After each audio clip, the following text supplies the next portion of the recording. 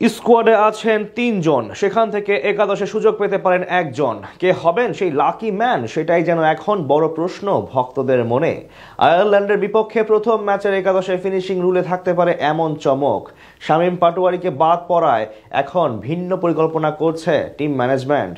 ৩ জন থেকে তবে কে সুযোগ পেতে যাচ্ছে প্রথম টি-20 ম্যাচে, সেটাই জানবো রিপোর্টে।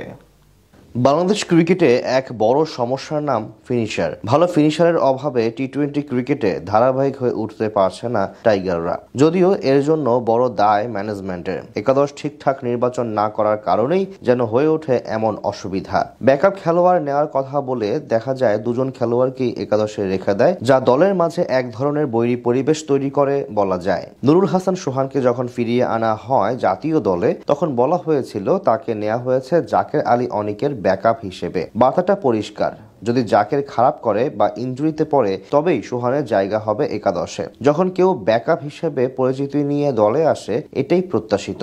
অথচ এশিয়া কাপ, আফগানিস্তান সিরিজ, এমনকি ওয়েস্ট ইন্ডিজ সিরিজে দেখা গেছে ভিন্ন চিত্র। ফিনিশার ও উইকেট কিপার দুজনের সেম রোল, তবুও দুজনেই ছিলেন একাদশে। এই হচ্ছে বাংলাদেশের ফিনিশিং এর অবস্থা।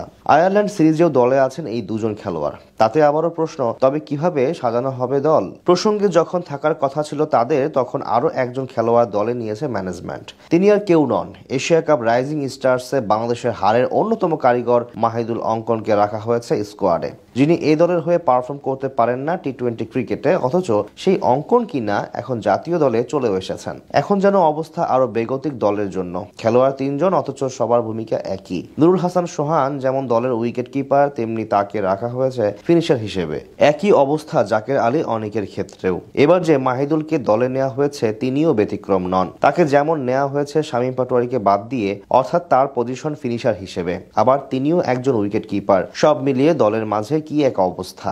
এই ৩ জনের মাঝে অন্তত একজন তো একাদশে থাকবেনই। সম্ভাবনা আছে দলে 2 জন থাকার। যেহেতু খেলা হবে চট্টগ্রামে, তাই সেখানে দলে থাকবেন 3 জন ফাস্ট বোলার। দলে 3 জন ফাস্ট বোলার হবেন মুস্তাফিজুর রহমান, তানজিম সাকিব ও শরীফুল ইসলাম। যদি তাই হয় তবে স্পিনার হিসেবে একাদশে রিশাদ তো থাকবেনই, তার সাথে থাকতে পারেন নাসুম অথবা শেখ মাহাদি। যদি নাসুমকে নেওয়া হয় তবে একজন ব্যাটার হবে কম। সেক্ষেত্রে একাদশে অন্তত 2 জন উইকেট কিপার রাখতেই হবে।